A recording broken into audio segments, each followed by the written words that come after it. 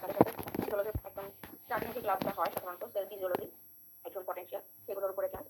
এটা হচ্ছে আসলে সাইকেল অনুযায়ী যেভাবে আসার কথা সেভাবে হয়তো ব্যাচ যেভাবে শুরু হয়েছে যে মাস থেকে শুরু হয়েছে সেজন্য আমাদের হচ্ছে একদম সিকোয়েন্সটা মিলে না। তো সেই হিসেবে চিন্তা করলে এটা আসলে ফার্স্ট ক্লাস হওয়ার কথা। সেল ফিজিওলজি, অ্যাকশন পটেনশিয়াল এই জিনিসগুলো। আচ্ছা, সেল ফিজিওলজি যখন আমরা পড়বো তখন আমাদের সেলের কিছু কথাবার্তা জানতে হবে যেগুলো আমরা আসলে বাচ্চাকাল থেকে জেনে আসছি। আমি স্ক্রিনটা শেয়ার করে দিচ্ছি।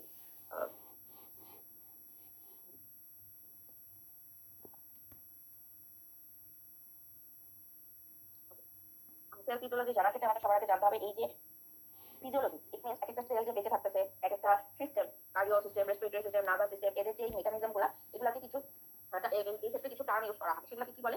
মোট কথা এটাকে বলা হয় হচ্ছে হোমিওস্টেসিস। তার মানে কি? তারা যেই ফিজিওলজি মানে ফিজিওলজিক প্রসেসের মাধ্যমে তাদের নর্মাল যে কন্ডিশন, ফিজিওলজি মানে কি নর্মাল একটা কন্ডিশন, আর প্যাথোলজি হচ্ছে সেটা থেকে অ্যাবনর্মাল কিছু। এই ফিজিওলজি ভাবে যেই নর্মাল কন্ডিশনটাকে তারা মেইনটেইন করে এটাকে বলা হয় হোমিওস্টেসিস। জিনিসটা হচ্ছে কি হোমিওস্টেসিস। এই হোমিওস্টেসিসের মধ্যে দুই ধরনের ফিডব্যাক থাকতে পারে। একটা হচ্ছে পজিটিভ ফিডব্যাক, আর একটা হচ্ছে নেগেটিভ ফিডব্যাক। তো পজিটিভ ফিডব্যাক বা নেগেটিভ ফিডব্যাক এগুলো বলতে কি বোঝায়? যে ব্লাড প্রেশার কমে গেছে, ভ্যারিয়েশন ফিডব্যাক মেকানিজমের মাধ্যমে ব্লাড প্রেশার থেকে বাড়ানো হলো বা বেড়ে গেছে, এটাকে আমরা কমালাম। এটা হচ্ছে কি? এটা হচ্ছে পজিটিভ ফিডব্যাক একটা মেকানিজম। আবার আছে কি নেগেটিভ ফিডব্যাক মেকানিজম, যে প্রেশার বাড়তি ছিল, এবার হচ্ছে আমি ছেঁকে দিবে, মানে হাই প্রেশারটা কি করবে? একটা রিঅ্যাকশন দিবে যাতে করে আমার প্রেশারটা কমানো হয়। এখন কমাতে কমাতে দেখা গেল যে একটা এমন কন্ডিশনে চলে আসলো যে বেশি কমে গেল, তখন এটা চলে যাবে নেগেটিভ ফিডব্যাক মেকানিজমের মাধ্যমে। আবার পজিটিভ ফিডব্যাক যেমন ব্লাড ক্লটিং, একটা জায়গায় কেটে গেছে, কেটে গিয়ে অটো একটা ফিডব্যাকের মাধ্যমে ওই জায়গাটা ক্লট হয়ে যাচ্ছে, ব্লাডটা স্ট্যাসিস হয়ে যাচ্ছে এবং সেখান থেকে আমাদের আবার রিকভারি ইনফরমেশনের মাধ্যমে রিকভারি হচ্ছে। নেগেটিভ ফিডব্যাক কি? যেমন অ্যাসিড ব্যালেন্স, যেটা রেনালে আছে, ইলেক্ট্রোলাইট ব্যালেন্স, এগুলো সবই কিন্তু আমাদের নেগেটিভ ফিডব্যাক মেকানিজম। এই জিনিসটা মানে মেইনটেইন করা হয়, এই যে হোমিওস্টেসিসটা, এটা মেইনটেইন করা হয় মেইনলি নার্ভাস সিস্টেম আর হচ্ছে আমাদের যে এন্ডোক্রাইন, মানে যত হরমোন আছে সেগুলোর মাধ্যমে আমাদের এই জিনিসটা মেইনটেইন করা হয়। এখন কথা হচ্ছে আমি এই জিনিসটা মেইনটেইন করতে গিয়ে প্রতিটা সিস্টেমে, প্রতিটা অর্গানে একটা ইউনিট আছে, যে ইউনিটটা কি? সেল। সেলের মধ্যে আমরা কি কি আছে এগুলো আমরা জানি, এগুলো যারা যাদের হচ্ছে অ্যানাটমি হিস্টোলজি ক্লাস হয়ে গেছে তারা অবশ্যই এগুলো সম্পর্কে অবগত, যে সেলের হচ্ছে সেলের পার্টগুলো কি কি সেগুলো। এর মধ্যে আমি শুধু এটুকু বলি, মানে আমি এটা সবসময় বলি যে কোন জিনিসটা করতে হবে। এখন সেলের একটা পার্টের মধ্যে প্রোটোপ্লাজম আছে, প্লাজমা মেমব্রেন আছে, সাইটোপ্লাজম আছে, মেমব্রেনাস অর্গানেলি আছে, নন মেমব্রেনাস আছে, মানে অনেক কিছু তো আছে। কিন্তু আমি কোন জিনিসটা এমফাসাইজ দিয়ে পড়বো? যেমন ইনক্লুশন আছে, যেটা হচ্ছে সাইটোপ্লাজমে থাকে, মানে সাইটোপ্লাজমে অর্গানেলি থাকে, ইনক্লুশনও থাকে, অর্গানেলের মধ্যে মেমব্রেনাস আছে, নন মেমব্রেনাস আছে। আর প্রোটোপ্লাজমের আরেকটা পার্ট আছে হচ্ছে নিউক্লিয়াস। নিউক্লিয়াসের মধ্যে কি কি থাকে সেটা আমরা পড়বো। ইনক্লুশন কোনগুলো আছে, মেমব্রেনাস কোনগুলো আছে, আর নন মেমব্রেনাস কি কি অর্গানেলি আছে, নন মেমব্রেনাস। তো মেমব্রেনাসটা তো আমরা জানি, আমরা সবসময় জানি, যেগুলো আমরা সবসময় বলি মাইটোকন্ড্রিয়া, তারপরে বলি গোলজি অ্যাপারাটাস, তারপরে বলি এন্ডোপ্লাজমিক রেটিকুলাম, তারপরে বলি হচ্ছে লাইসোসোম, পারাসিসোম, এগুলো সবই কি আমাদের মেমব্রেনাস। তাহলে নন মেমব্রেনাস কি? নন মেমব্রেনাস হচ্ছে পি মামাই সেরা, এগুলো এটা হচ্ছে আমার নন মেমব্রেনাস। এর মধ্যে কি আসবে? প্রোটিওজোম আসবে, মাইক্রোটিউবুলস, মাইক্রোফিলামেন্ট, এরপর আসবে ইন্টারমিডিয়েট ফিলামেন্ট, আর সেরাতে মানে সেতে আসবে সেন্ট্রিওল, আর রাতে আসবে রাইবোসোম। এই হচ্ছে আমার নন মেমব্রেনাস। তাহলে আমরা যদি এগুলো পড়ে ফেলি তাহলে আমার নন মেমব্রেনাসটা হয়ে যাবে। এগুলো একদম মানে ইন্ট্রোডাক্টরি ইম্পর্টেন্ট। এখন আমি যখন আমার শুধুমাত্র জেনারেল ফিজিওলজি পড়াবো, সেল ফিজিওলজি পড়াবো, তখন আমার কাছে মনে হবে এগুলাই শুধুমাত্র ইম্পর্টেন্ট। বাট দেখা যাবে আরো সিরিয়াস যেসব সিস্টেম আছে সেগুলো যখন পড়ানো হবে তখন এগুলোকে আর ইম্পর্টেন্ট মনে হবে না। কিন্তু পরীক্ষার ক্ষেত্রে, পরীক্ষা যারা নেয়, পরীক্ষকদের ক্ষেত্রে কোনো ধরনের কোনো বাইন্ডিং নাই, তারা যে কোনো জায়গা থেকে কোয়েশ্চেন করতে পারে। যেহেতু তারা যে কোনো জায়গা থেকে কোয়েশ্চেন করার অধিকার রাখে, তার মানে আমাদেরও সেই জায়গাটা অর্জন করতে হবে, কি আমাদের সবকিছুই করতে হবে। এবার আসেন একটা সেল মেমব্রেন। আমাদের মেইন কাজটা হচ্ছে সেল মেমব্রেন। ফিজিওলজিতে প্রতিটা অর্গানের মধ্যেই সেল মেমব্রেন আছে। এই সেল মেমব্রেনকে ক্রস করে কোন নিউট্রিয়েন্টটা যাবে, কোন ইলেকট্রনটা যাবে, কোন আয়নটা যাবে, কোন ড্রাগ যাবে, এই সব কিছু ডিপেন্ড করে এক একটা অর্গানের সেল মেমব্রেনের উপর। দ্যাটস ওয়াই আমাদের জন্য সব অর্গানালির মধ্যে সবচেয়ে বেশি ইম্পর্টেন্ট হচ্ছে সেল মেমব্রেন। এখন আপনারা বলতে পারেন তাহলে কি সেল ফিজিওলজিতে আর অন্য কোনো কিছু পড়বো না? অবশ্যই পড়বেন। যে অংশগুলো হিস্টোলজিতে আপনারা অলরেডি পড়ে আসছেন, যেমন মাইটোকন্ড্রিয়াতে কি কি থাকে, কোনটা ফাংশন কি, endoplasmic reticulum, Golgi apparatus, lysosome, peroxisome, সবকিছু যা যা পড়ে আসছেন সবই আপনারা পড়ছেন। সেগুলাই হচ্ছে এখানে রিপিটেশন আছে। অ্যাজ লাইক নিউক্লিয়াসে সবকিছু। আরেকটা জিনিস হচ্ছে আমরা একটু আরএনএ ডিএনএ একটু কম পড়ি, এটা যদি হিস্টোলজিতে বলে থাকে তাহলে আপনারা একটু ভালো করে পড়ে নেবেন। হ্যাঁ, এই আরএনএ ডিএনএ সম্পর্কে একটু ভালো করে পড়ে নেবেন, কারণ অনেক সময় বলতে এসিপিএস এর ক্ষেত্রে অনেক সময় এখান থেকে প্রশ্ন চলে আসে। এই জন্য এই প্রশ্নগুলো আসে হচ্ছে কিছুটা জেনেটিক্সের সাথে কানেক্ট করে। তো যেহেতু জেনেটিক্সের সাথে কানেক্ট করে আসে, এই জন্য আরএনএ ডিএনএটা পড়ে নেওয়া আমার কাছে ওয়াইজ বলেই মনে হয়। এবার আসেন সেল মেমব্রেনের কথাবার্তা। সেল মেমব্রেনের জন্য আমরা যদি একটা সেল আঁকার চেষ্টা করতেছি।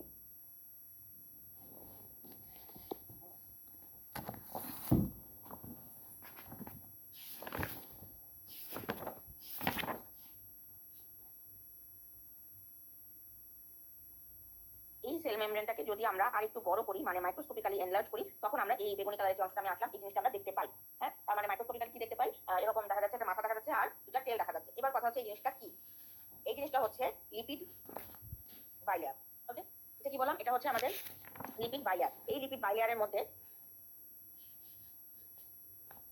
হেড অংশ আছে এবং টেল অংশ আছে। ওকে, লিপিড বাইলারে কি আছে, একটা হেড অংশ আছে আর একটা টেল অংশ আছে। এখন যদি আমি এটাকে একটু এইভাবে বড় করে দিই, এভাবে বড় করে দিই, এবার কি হবে, এটা হচ্ছে আমাদের এক একটা পার্ট। এই পার্টের মধ্যে একটা অংশ হচ্ছে হেড, এটা বলতেছি হেড। এই হেড অংশটাকে বলা হচ্ছে পোলারাইজড।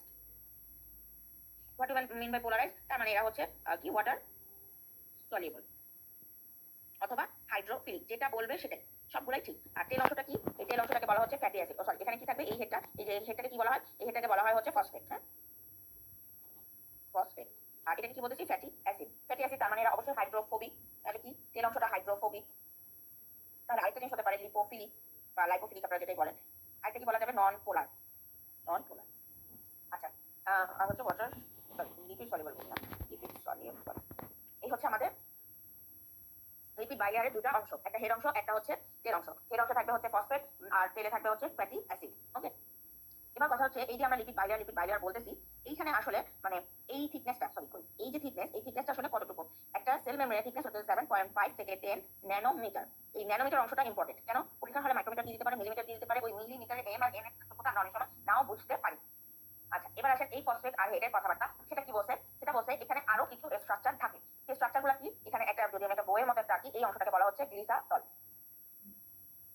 এরপরে কি বললাম, এই জায়গাটায় থাকবে হচ্ছে দুইটা ফ্যাটি অ্যাসিডের মাঝখান দিয়ে থাকবে হচ্ছে কোলেস্টেরল। তার মানে কি, নট অনলি লিপিড, আরো অনেক কিছু এখানে থাকে। যেহেতু গ্লিসারল আসছে, তার মানে গ্লাইকোলিপিড, গ্লাইকোপ্রোটিন, এই জিনিসগুলো আছে, প্লাস কার্বোহাইড্রেটও আছে। তাহলে আমাকে যদি বলা হয় শুধুমাত্র লিপিড বাইলারই হচ্ছে সেল মেমব্রেনের কম্পোনেন্ট, তাহলে এটা ট্রু হবে না। এখানে কি কি থাকে, তাহলে কম্পোনেন্টের মধ্যে থাকবে হচ্ছে, কম্পোনেন্টের মধ্যে থাকবে প্রোটিন, থাকবে লিপিড, থাকবে কার্বোহাইড্রেট। এটা সম্ভবত 55 আর এটা 242 আর এটা মনে হয় সরি ঠিক, এবার মনে হয় কম্বিনেশনটা থাকে। আমি আমার পার্সেন্টেজ ঠিক মনে নাই, বাট এটুকু যদি হয় তাহলে এটা যে প্রোটিনের মধ্যে কি, যে প্রোটিনের মধ্যে কি কি থাকে সেটা আমরা দেখব, যে কোনগুলোতে প্রোটিন বলা হচ্ছে। লিপিডগুলো তো বললাম, ফসফোলিপিড, কোলেস্টেরল থাকবে। কার্বোহাইড্রেটের মধ্যে বললাম গ্লিসারল মানে হচ্ছে গ্লাইকোপ্রোটিন, গ্লাইকোলিপিড, এই জিনিসগুলো থাকে। এবার কথা হচ্ছে এই যে আমরা সেল মেমব্রেন বলতেছি, তার মানে একটা সেলের ভিতরে কি আয়ন থাকে আর সেলের বাইরে কি কি আয়ন থাকে সেটা একটু জানলাম। জানি সেল মেমব্রেনের ভিতরে, সরি সেলের ভিতরে থাকবে হচ্ছে পটাশিয়াম, বাইরে থাকবে হচ্ছে সোডিয়াম। সবসময় কি বলা হয়, এই একটা সেল হচ্ছে ব্যাগ অফ পটাশিয়াম, মানে প্রচুর পরিমাণে পটাশিয়াম থাকে। আর এই যে আমার একটা লিপিড বাইলার তৈরি হলো, এই লিপিড বাইলার তৈরি হওয়ার কারণে লিপিড সলিউবল যে কোনো জিনিস, আমি যেমন আমি বলি যে আমার আমরা তিনজন ফ্রেন্ড, এখন আমি একটা প্রোগ্রামে যেতে চাচ্ছি, কিন্তু আমার কাছে কার্ড নেই, কিন্তু এরা যেহেতু আমার ফ্রেন্ড, এরা কি করবে, এরা আমাকে ভিতরে ঢুকাই দেওয়ার ব্যবস্থা করে দিবে। এটা হচ্ছে লিপিড সলিউবল। কিন্তু আমি যদি বলি যে আমার ওই শত্রুরা আমার কাছে দাঁড়ায় আছে, আমার কাছে কার্ড নাই, তাহলে তারা ঢুকাবে না। যারা ঢুকাবে না, যারা ঢুকতে পারবে না, তারা হচ্ছে ওয়াটার সলিউবল। কিন্তু তারা মানে এই যে আমার শত্রু, তারা আমাকে একটা হয়তো অপশন দিবে যে এটা করো, তাহলে হচ্ছে আমি ঢুকাবো, বা আমার সাথে আসো, আমার সাথে আসো, একটা ক্যারিয়ার প্রোটিন হিসেবে তাকে লাগবে। তার মানে ওয়াটার সলিউবল সাবস্টেন্সের জন্য একটা রিসেপ্টর বা একটা ট্রান্সপোর্টার সিস্টেমের দরকার হয়, যেই ট্রান্সপোর্টার সিস্টেমগুলো থাকে হচ্ছে এই যে সেল লেয়ারটা আছে, এই লেয়ারের মধ্যে। সেটাই হচ্ছে প্রোটিন। প্রোটিনটা কি, প্রোটিনটা হতে পারে ইন্টিগ্রাল প্রোটিন, হতে পারে পেরিফেরাল প্রোটিন। ইন্টিগ্রাল প্রোটিন মানে হচ্ছে এই যে আমি সেল লেয়ারটা আঁকলাম, এই পুরাটা জুড়ে একটা আছে, অথবা এই মাথায় একটা আছে, এই পুরাটা জুড়ে যেটা থাকে, এই দুইটা লেয়ারকে টার্গেট করে, দুইটা লেয়ারকে কন্টিনিউ করে যে প্রোটিনটা থাকে, সেটাকে বলা হয় হচ্ছে ইন্টিগ্রাল প্রোটিন। হ্যাঁ, আর যেটা হচ্ছে উইকলি মানে হচ্ছে খুব দুর্বলভাবে অ্যাটাচ থাকে, সেটাকে বলা হয় পেরিফেরাল প্রোটিন। এই পেরিফেরাল প্রোটিনগুলো কি, যেমন গ্যাকো প্রোটিন যেগুলো থাকে সেগুলো সম্পর্কে আরেকটু আমরা পরে ডিটেইল জানতেছি। আপাতত এইটা এখন আসি যে এই যে কি যেন বললাম, এখানে দুইটা লেয়ারের মাথায় হেড আর টেলের মাঝখানে থাকে হচ্ছে গ্লিসারল, আর এখানে থাকে হচ্ছে কোলেস্টেরল। এখন কথা হচ্ছে কোলেস্টেরলের কাজটা কি হতে পারে, কোলেস্টেরল থাকে আবার দুইটা টেল যে ফ্যাটি অ্যাসিড থাকে, এই ফ্যাটি অ্যাসিডের মাঝখানে। এখন এই ফ্যাটি অ্যাসিডের মাঝখানে থাকার কারণে, এই ফ্যাটি অ্যাসিডের মাঝখানে থাকার কারণে ফ্যাটি অ্যাসিডগুলোর মুভমেন্টে, মানে যে কোনো একটা জিনিস পাস করতে গিয়ে সে যখন বাধাপ্রাপ্ত হয়, তখন কি হয়, তখন তার পাওয়ারটা কমে যায়। তার মানে কি, তার যে পারমিবিলিটিটা কমে যায়। তার মানে কোলেস্টেরলের সংখ্যা যদি বেড়ে যায়, ফ্যাটি অ্যাসিডের মুভমেন্টটা তার কমে যাচ্ছে, কমে গেলে কি হবে, পারমিবিলিটিটা কমে যাবে। তাহলে বোঝা যায় যে কোলেস্টেরলের পরিমাণটা যদি বেড়ে যায়, তাহলে আয়নের পারমিবিলিটি, মানে যে ইচ্ছা মতো আসতেছিল সে তখন আবার বাধা পাবে। বাধা পেলে কি হবে, তার পারমিবিলিটিটা কমে যাবে। তার মানে কোলেস্টেরলের সাথে পারমিবিলিটির ব্যাপারটা, পারমিবিলিটি বলতে কিসের পারমিবিলিটি, আয়ন বলেন, ইলেকট্রন বলেন, কোনো ভিটামিন বলেন, মিনারেলস বলেন, এগুলো আসার যে পাওয়ারটা ছিল সেটা কমে যাচ্ছে। তার মানে পারমিবিলিটি কোলেস্টেরলের সাথে ইনভার্সলি প্রপোর্শনাল। এবার আসলে ফ্যাটি অ্যাসিড, যে তেল দুটোর কথা আমরা বললাম, ফ্যাটি অ্যাসিড আমরা জানি, যারা বায়োলজি থেকে হলো পড়ে আসছি, একটা দুই রকমের থাকে, একটা হচ্ছে স্যাচুরেটেড ফ্যাটি অ্যাসিড, একটা হচ্ছে আনস্যাচুরেটেড ফ্যাটি অ্যাসিড। এখন যদি আনস্যাচুরেটেড ফ্যাটি অ্যাসিড থাকে, ইট মিন্স ফ্যাটি অ্যাসিডগুলো এরকমও থাকতে পারে, এটাকে বলা হয় স্যাচুরেটেড, মানে শেপগুলো সাধারণত এরকম স্ট্রেট থাকে। আর যদি এরকম ওয়েভি থাকে বা এরকম থাকে, তাহলে এটাকে বলা হচ্ছে আনস্যাচুরেটেড ফ্যাটি অ্যাসিড। এই ধরনের আনস্যাচুরেটেড ফ্যাটি অ্যাসিড যদি থাকে, সেক্ষেত্রে কি হবে, ওয়েভি হওয়ার কারণে বেশি বেশি পারমিবিলিটিটা তার বেড়ে যাবে। মানে হচ্ছে স্ট্রেট সোজাভাবে একটা জিনিস যাওয়া আর বাঁকাভাবে যদি যায়, তাহলে কি হয়, সে তাড়াতাড়ি করে যেতে পারে। এই জন্য বলা হয় আনস্যাচুরেটেড ফ্যাটি অ্যাসিড যদি থাকে, তাহলে আয়নের পারমিবিলিটি বাড়ে। ওকে, গেল এই কথাবার্তাগুলো হচ্ছে এটার সাথে। এবার আসেন এই গ্লিসারল বা গ্লাইকোপ্রোটিন রিলেটেড যে কথাবার্তাগুলো আছে। এই গ্লাইকোপ্রোটিন বা গ্লাইকোক্যালিক্স যেগুলো, হ্যাঁ, গ্লাইকোপ্রোটিন বা গ্লাইকোলিপিড, এই কথাগুলো যে আছে, এগুলো আসলে কি, প্রোটিন যদি বলে, হ্যাঁ প্রোটিন যদি বলে, মানে এইখানে আমরা যদি ইন্টিগ্রাল প্রোটিন বলি অথবা পেরিফেরাল প্রোটিন বলি, এগুলো কোনগুলো, যেগুলো লুজলি অ্যাটাচ থাকে সেলের সাথে, মানে বাইরের দিকে যেটাকে পেরিফেরাল বলা হয়, সেগুলো হচ্ছে কি গ্লাইকোক্যালিক্স। এই জিনিসগুলো কি, এরাই হচ্ছে আমাদের ওয়াটার সলিউবল সাবস্টেন্সের ক্যারিয়ার হিসেবে কাজ করে। এই ইন্টিগ্রাল প্রোটিনগুলাই হচ্ছে আমাদের মেইনলি পাম্প হিসেবে কাজ করে। হ্যাঁ, এই যে আমরা যখন এইভাবে যখন আমরা একটা সেল আঁকি, এখানে একটা ইয়েতে এইভাবে, তাই না, এই হচ্ছে সোডিয়াম পটাশিয়াম পাম্প। এই যে সোডিয়াম পটাশিয়াম পাম্প, এটা কি থাকতেছে, একদম পেরিফেরিতে থাকতেছে। এটাকে কি বলা হচ্ছে, এটাকে বলা হচ্ছে দুইটা সেল জুড়ে থাকতেছে, এটাকে বলা হচ্ছে ইন্টিগ্রাল প্রোটিন। এই ইন্টিগ্রাল প্রোটিনটা কি, ইন্টিগ্রাল প্রোটিনের যদি এক্সাম্পল বলা হয় তাহলে এরা হচ্ছে সোডিয়াম পটাশিয়াম পাম্প। আর যেটা পেরিফেরাল মানে উইকলি অ্যাডহারেন্ট থাকে, সেটাকে বলা হচ্ছে একটা এক্সাম্পল হচ্ছে, যেমন সোডিয়াম পটাশিয়াম দিয়ে যদি বলি তাহলে হচ্ছে এটা যদি এরকম থাকে, এই জায়গাটা যদি কোনো প্রোটিন থাকে, এটাকে বলা হচ্ছে যেমন সোডিয়াম পটাশিয়াম এটিপিএস পাম্প। তার মানে কি, এনজাইম রিলেটেড যে পাম্পগুলো সেগুলোকে বলা হচ্ছে উইকলি বাউন্ডেড থাকে এবং এরা কি peripheral protein. Sodium potassium ATPase pump, sodium ATPase pump, potassium ATPase pump, বিভিন্ন সিস্টেমের মধ্যে যখন আমরা ঢুকে যাবো তখন কিন্তু আমরা এই জিনিসগুলো পাবো। অ্যাজ লাইক আমাদের ইয়েতে এটাকে কি বলে, জিআইটিতে আছে। তারপরে হচ্ছে আমরা যখন এন্ডোক্রাইন করবো তখন এন্ডোক্রাইন আছে, রেনালে সোডিয়াম পটাশিয়াম এটিপিএস পাম্প আছে। এই জিনিসগুলো হচ্ছে আমাদের কি পেরিফেরাল প্রোটিন এবং এগুলো হচ্ছে ট্রান্সফারে কাজ করে। হ্যাঁ, আচ্ছা।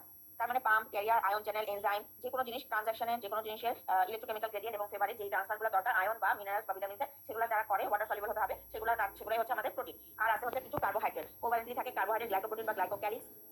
এগুলোর কাজ কি, এই যেখানে আসছিলাম, এই যে গ্লিসারল, এই গ্লাইকোক্যালিক্সগুলোর কাজ হচ্ছে এরা এক ধরনের রিসেপ্টর হিসেবে কাজ করে। মানে একটা হরমোন ভিতরে ঢোকার জন্য একটা সঙ্গী দরকার, সেই সঙ্গীটা কি, সঙ্গীটা হচ্ছে গ্লাইকোক্যালিক্স। তারপরে হচ্ছে এই সেলটা কার্ডিয়াকে, এই সেলটা রেসপিরেটরি, এই জিনিসটা যে আইডেন্টিফিকেশন বা রিকগনিশন যে পাওয়ারটা, এই পাওয়ারটা আসে হচ্ছে গ্লাইকোক্যালিক্স থেকে। মানে গ্লাইকোক্যালিক্সের মাধ্যমে আমরা সেল টু সেল যে রিকগনিশন বা রিসেপ্টর বা সেলের সাথে লেগে থাকা যে পাওয়ার, এই সব কিছু কাজ করে হচ্ছে কার্বোহাইড্রেট। হ্যাঁ, কার্বোহাইড্রেট বা গ্লাইকোক্যালিক্স যদি আমি বলি, এই হচ্ছে আমাদের প্রোটিন রিলেটেড কথাবার্তা, কম্পোনেন্ট রিলেটেড কথাবার্তা। তাহলে আমরা আলাদা আলাদা করে দেখলাম প্রোটিনের এক রকমের কাজ, কার্বোহাইড্রেটের এক রকমের কাজ, বা এই লিপিড, ফসফোলিপিড, লিপিড বাইলিয়ার বললাম, এটা কিন্তু মেইনলি হচ্ছে স্ট্রাকচারাল একটা ইউনিট। বা আমি এটা বলতে পারি যে এটা একটা লিপিড বাইলিয়ার, তার মানে কি, সে চাইলেই সবকিছুকে সেলের ভিতরে ঢুকতে দেয় না, যেগুলো সলিউবলগুলোকে সে ঠিকমতো অ্যালাউ করে দেয়। সেই লিপিড সলিউবল কি হতে পারে, যেমন আমাদের অক্সিজেন, কার্বন ডাই অক্সাইড, এগুলো সবই সে ইজিলি পাস করতে দিচ্ছে। কিন্তু যেগুলো লিপিড ইনসলিউবল মানে ওয়াটার সলিউবল, যেমন গ্লুকোজ, এটাকে সে ঢুকতে দিবে না। সে কি করবে, সে কোনো একটা মাধ্যমে বা কোনো একটা প্রোটিনের মাধ্যমে ঢুকতে হবে, এটাকে সে লিমিট করে। তার মানে লিপিডের কাজ হচ্ছে এগুলো।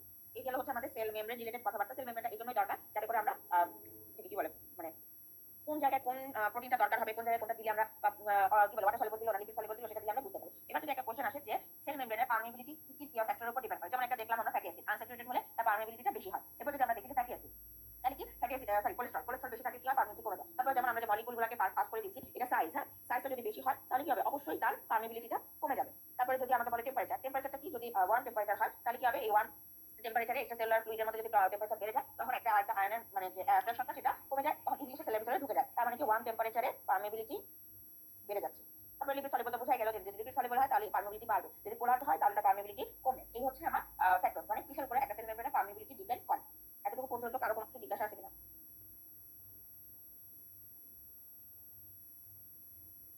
কারো কোনো কিছু জিজ্ঞাসা আছে? আপনারা কিন্তু সেল মেমব্রেনের বাইরে যে জিনিসগুলো আছে, সিকুয়েন্স, মাইটোকন্ড্রিয়া, খুবই খুবই খুবই কিন্তু ইম্পর্টেন্ট। হ্যাঁ, মাইটোকন্ড্রিয়ার মধ্যে যে এই যে আউটার মেমব্রেন, তারপর ইনার মেমব্রেন, তারপরে হচ্ছে কি যেন বলে,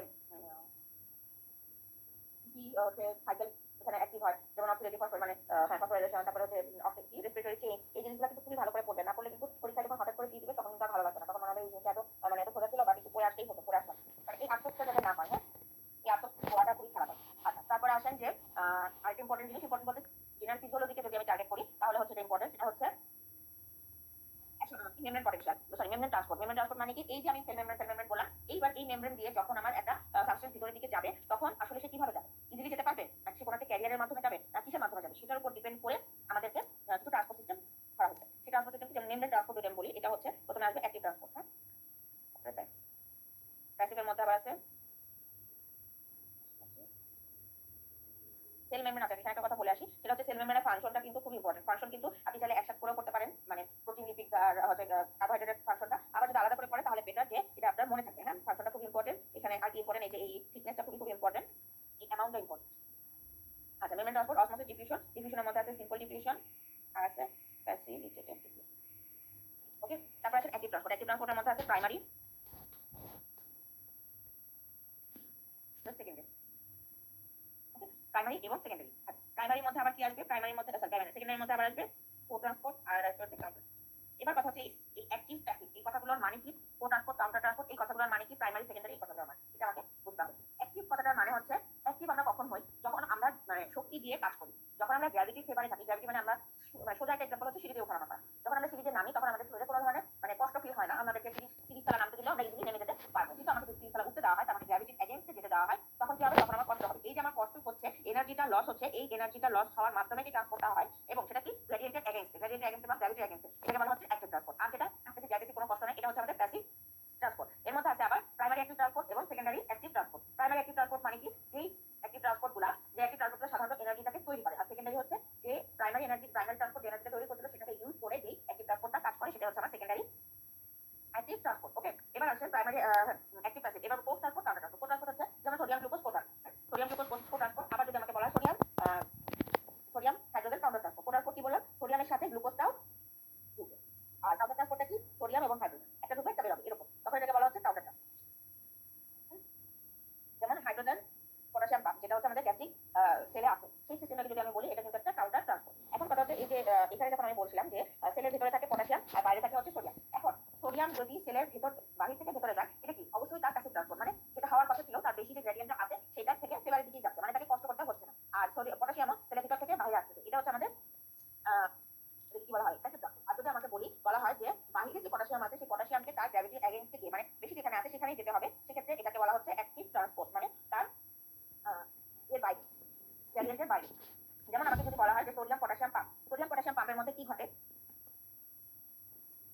সোডিয়াম পটাশিয়াম পাম্পে কি ঘটে, সোডিয়াম পটাশিয়াম পাম্প আমরা কিসের মধ্যে আঁকলাম, মানে বলবো এটা হচ্ছে প্রাইমারি অ্যাক্টিভ ট্রান্সপোর্ট, মানে প্রত্যেক সেলেই অলমোস্ট সোডিয়াম পটাশিয়াম পাম্প থাকে, যে কিনা এনার্জিটাকে প্রডিউস করে। তাহলে এটা হচ্ছে আমার প্রাইমারি অ্যাক্টিভ ট্রান্সপোর্ট। এই primary active transport, active transport কিভাবে অ্যাক্টিভ ট্রান্সপোর্ট হলো, সেলের ভিতরে থাকে পটাশিয়াম, বাইরে থাকে সোডিয়াম। তার মানে সোডিয়াম যদি ভিতরে ঢুকতো তাহলে এটা ফেভারেবল কন্ডিশন হতো, বাট কি হয়, ইফ্লাক্স হয়, মানে বাইরে চলে যাচ্ছে হচ্ছে সোডিয়াম 3টা আর ভিতরে ঢুকতেছে হচ্ছে 2টা পটাশিয়াম।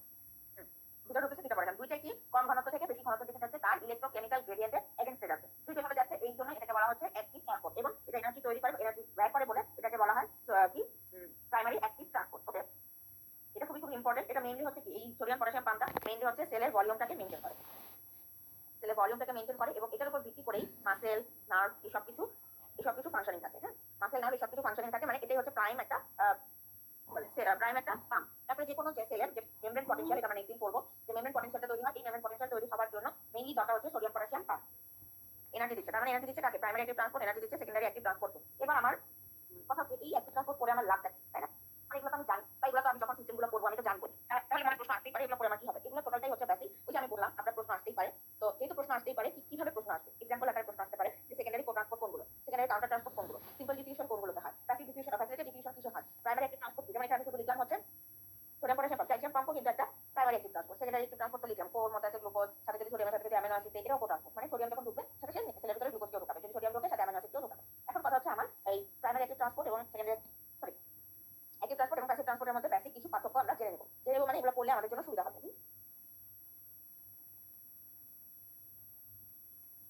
যেমন আমি যদি বলি অ্যাক্টিভ ট্রান্সপোর্ট আর হচ্ছে প্যাসিভ ট্রান্সপোর্ট, অ্যাক্টিভ ট্রান্সপোর্টের মধ্যে আবার আছে দুইটা, প্রাইমারি সেকেন্ডারি।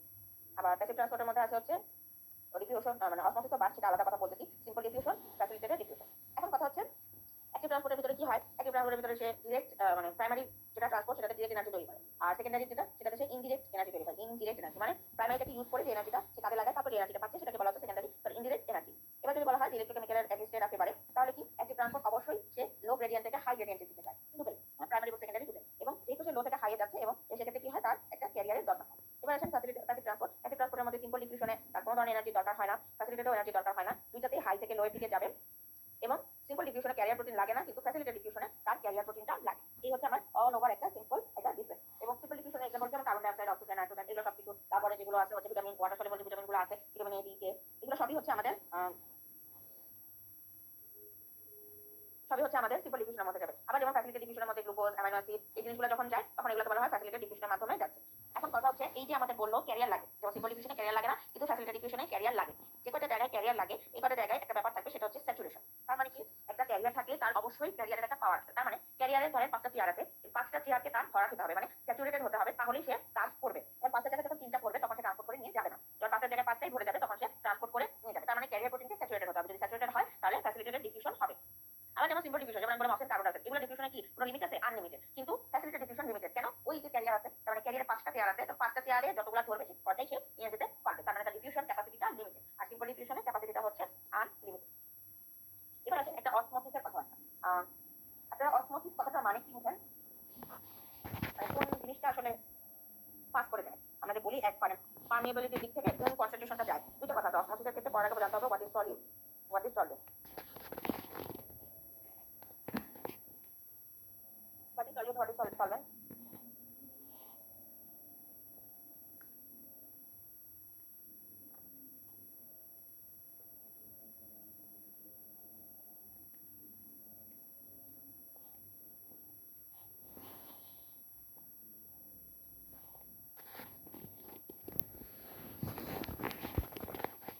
সলিড মানে হচ্ছে দ্রব, মানে যেই যে দানাটা এখানে দ্রবীভূত হবে, আর যেটা দ্রবীভূত হবে সেটাকে বলা হচ্ছে সলভেন্ট, ইট মিনস দ্রাবক। এগুলো আমরা তো বাটারি করে আসি। এখন এই দ্রব দ্রাবকের মধ্যে বা সলিড এবং সলভেন্টের মধ্যে কোন জিনিসটা আসলে মানে মেমব্রেনটা ক্রস করে যায়, অসমোসিস, এটা বোঝাটা হচ্ছে ইম্পর্টেন্ট। এটা যদিও জিনিসটা অনেক সোজা, কিন্তু বুঝতে গেলে তখন জিনিসটা কঠিন হয়ে যায়। কঠিন হয়ে যায় বলতে আমাকে দুইটা বাটি দেওয়া হলো, দুইটা বাটির মধ্যে এইভাবে যদি আমি আঁকি, ধরলাম এখানে 10টা দানা আর এখানে আছে 5টা দানা, পানি আছে, পানি সমান সমান, এখানে 5টা দানা আছে, এখানে 10টা দানা আছে। এবং এই দানাগুলোকে আমি যদি বলি দানা না বলে আমি যদি বলি কিসমিস, আর এখানে আছে 5টা কিসমিস, একটা জায়গায় আছে 10টা কিসমিস, একটা জায়গায় আছে 5টা কিসমিস। হিসাব মতে তাহলে এই যে মানে কি বলে দ্রব্য কোথায় বেশি আছে, সলিড কোথায় বেশি আছে, 10টা আছে, মানে 10টা একটা আছে, এটা 5টা, যেটা 10টা সেটাতে দ্রব্যটা বেশি। তাহলে মুভ করার কথা কি? মুভ করার কথা অবশ্যই অসমোসিসে একটা সেমি পার্মিয়েবল মেমব্রেন থাকবে। মানে ধরেন এটাকে যদি আমি একটা পার্মিয়েবিলিটি একটা ইয়ে করে দিই, এরকম করে ধরে দেয় যে এই দিকে পাস করে যাবে, সেক্ষেত্রে এখন চিন্তা করতে হবে যে কোনটা পাস করবে, কি পাস করবে এবং প্রেশারটা কেমন হবে। বলা হচ্ছে যে সে লোয়ার রিজিয়ন থেকে হায়ার রিজিয়নে, মানে লোয়ার কনসেন্ট্রেশন থেকে হায়ার কনসেন্ট্রেশনে যায়। তাহলে কনসেন্ট্রেশনটা কিসের? কনসেন্ট্রেশনটা হচ্ছে সলিউটের। সলিউটের কনসেন্ট্রেশনটা কোথায় কম? ওই 5টা দানা যেখানে সেখানে কম, আর 10টায় বেশি। কিন্তু কনসেন্ট্রেশনটা বলতেছি আমি মানে লো কনসেন্ট্রেশন থেকে হায়ার কনসেন্ট্রেশনে যাবে, বাট দ্রব্য যাবে না, যাবে হচ্ছে দ্রাবক, ইট মিনস সলভেন্ট। এখন আমরা সহজ ভাষায় জানি যে এত কঠিন করে যদি আমরা না বুঝি, আমরা যদি না বলি, আমরা যদি বলি যে আমাদের যে বডিতে যখন সুগার চলে আসে, ডায়াবেটিস পেশেন্ট, তখন কি হয়? তখন এই সুগারটা কি করে? এই সুগারটা হচ্ছে সব পানিকে ধরে রাখে। এখন সুগার হচ্ছে একটা হাইলি অসমোটিক অ্যাক্টিভ পার্টিকেল। তার মানে কি? সে কি করে? এই অসমোটিক অ্যাক্টিভ পার্টিকেলটা হচ্ছে সকল পানিকে তার দিকে অ্যাট্রাক্ট করে, তখন সেই জায়গাটায় পানি বেশি চলে আসে। তাহলে এখন যখন আমি কিসমিস দিয়েছি, কিসমিস অবশ্যই একটা সুগার জাতীয় জিনিস, এটাতে অবশ্যই আমার চিনি আছে। এই চিনি জাতীয় জিনিসটা অ্যাট্রাক্ট করবে, তার তো নিজের একদম একটা পানি আছে, সে আবার কি করবে? অন্যের দিকে নজর দিবে যে ওই বাটিতে যে পানিগুলো আছে সেটাও দাও, তারপর বড় তৃষ্ণা পাচ্ছে, সে বড় পানি খেতে চায়, তার খুব তৃষ্ণা পাচ্ছে, তার রিফ্লেক্সটা হচ্ছে সে কি করবে? সে 5টা দানা থেকে সেই পানিটা নিয়ে যাবে, নিয়ে ফুলে খেতে উঠবে। এই হচ্ছে কথা যে কনসেন্ট্রেশনটা লো কনসেন্ট্রেশন থেকে হাই কনসেন্ট্রেশনে যাবে, সেটা দ্রব্যর কনসেন্ট্রেশন, বাট সলভেন্টের সলিড কনসেন্ট্রেশন কিন্তু মুভ করবে হচ্ছে আমার সলভেন্ট। লোয়ার কনসেন্ট্রেশন থেকে হায়ার কনসেন্ট্রেশনে যাবে হচ্ছে সলভেন্ট ডিউ টু অ্যাট্রাকশন। অ্যাট্রাকশনটা কি? ওই জায়গাটা আমার অসমোটিক অ্যাক্টিভ পার্টিকেলটা বেশি আছে, তার মানে কি? গ্রেডিয়েন্টটা বেশি আছে। তো এই হচ্ছে আমার অসমোসিসের কথাবার্তা। এখন মানে একটা এক্সাম্পল যেটা সবসময় দেওয়া হয়, যেমন ওয়াটারের অসমোলারিটি কি? ব্লাডের আইসোটোন, সোডিয়াম ক্লোরাইড। এবার কথা হচ্ছে ব্লাড, আমি যদি বলি একটা আরবিসি কে আইসোটনিক, আইসোটনিক কথাটা মানে হচ্ছে আমাদের বলা হচ্ছে যে ব্লাড আইসোটনিক, তার মানে equal to the sodium chloride. তাহলে এটা কত? ধরো 290 মিলি অসমোল, হ্যাঁ 290 মিলি অসমোল। এর থেকে যদি বেশি হয় তো 320 হয়, তাহলে হচ্ছে হাইপার। আর যদি এর থেকে কম হয় যেমন 250, তাহলে হচ্ছে হাইপো। এখন কথা হচ্ছে একটা আরবিসি, এটা খুব সহজ একটা এক্সাম্পল সবসময় বলা হয় যে একটা আরবিসি কে একটা ওয়াটারের মধ্যে রাখা হলো, একটা 9% সলিউশন সোডিয়াম ক্লোরাইডের মধ্যে রাখা হলো, আর এটা হচ্ছে 0.45% সলিউশনে রাখা হলো, সোডিয়াম দিলাম, আর এটা হচ্ছে 1.4। এবার কথা হচ্ছে ওয়াটারের তো 0, কিন্তু আরবিসি কি? অসমোটিক পার্টিকেল, সে তো পানি নেওয়ার চেষ্টা করবে, তখন কি হবে? আরবিসিটা চলে। এবার 0.9% আরবিসি রাখলাম, আরবিসির যে টনিসিটি আবার যে সোডিয়াম রাখলাম সেটা টনিসিটি সমান, তখন কি হবে? কোনো চেঞ্জ হবে না। এবার আসেন 0.45%, 0.9% হচ্ছে আমার আইসোটনিক, 0.45 মানে হচ্ছে হাইপোটনিক। হাইপোটনিক মানে হচ্ছে অসমোটিক পার্টিকেল কম কিন্তু তার পানি বেশি, আর রাখছি হচ্ছে আমি এখানে একটা আরবিসি, সে কি করবে? সে হচ্ছে হাইপোটনিক, মানে সে হচ্ছে এটা টেনে নিয়ে যাবে, তার কি হবে? এটাতেও সোয়ালো হবে। এবার আসেন হাইপারটনিক, মানে আরবিসি যেই টনিসিটি তার থেকে আমি বেশি টনিসিটি সলিউশনে রাখলাম, তখন কি হবে? স্বাভাবিকভাবেই সে হচ্ছে আরবিসি যেটুকু পানি ছিল সেটুকু টেনে নিয়ে যাবে, তখন কি হবে? সিঙ্কেজ হবে। এই জিনিসটা এভাবে না দিয়েও আপনাকে অন্য একটা মানে এক্সাম্পল দিয়েও বলতে পারে। আরবিসি বা ব্লাড একটা কালেকশন করা হলো, মানে হচ্ছে ট্রান্সফিউশনের জন্য রাখা হলো, তারপরে সেটাকে এই সলিউশনে রাখা হলো, তাহলে কি হবে? এভাবে আপনাকে ট্রান্সফিউশন থেকে নিয়ে যেতে পারে। এই জন্য এটা আপনারা পড়ে নিতে হবে। এই হচ্ছে আমার ডিফিউশন এবং অসমোসিসের মধ্যে মানে পার্থক্য না, মানে কোনটা কি সেটা বোঝায়। আর যেমন অসমোসিস তো অনেক জায়গায় হচ্ছে, হচ্ছে পিএসএফ এর রিঅ্যাকশন হচ্ছে, ইউরিনের ক্ষেত্রে আমার অসমোসিসের ব্যাপার আছে, এই সব কিছুতে আমাদের দরকার। যেমন আমরা যখন ডিহাইড্রেট হয়ে যাই তখন কি হয়? আমরা সোডিয়াম ক্লোরাইড খাচ্ছি, হ্যাঁ আইসোটনিক সলিউশন খাচ্ছি, যাতে আমার ব্লাড ভলিউমটা মেইনটেইন হয়। হ্যাঁ ডিহাইড্রেশন হবে কি? আমরা ফ্লুইডের পরিমাণটা কমে গেছে, অসমোটিক অ্যাক্টিভ পার্টিকেল বেশি হয়ে গেছে, তখন আমরা আইসোটনিক সলিউশন দিয়ে দিয়ে কি করতেছি? ওটাকে কন্ট্রোল করার চেষ্টা করতেছি। আচ্ছা, এই তো। আর আর কিছু জানার আছে? আজকে আমরা এগুলো জানবো, আর নেক্সট দিন জানবো হচ্ছে অ্যাকশন পটেনশিয়াল রিলেটেড যে কথাবার্তাগুলো আছে।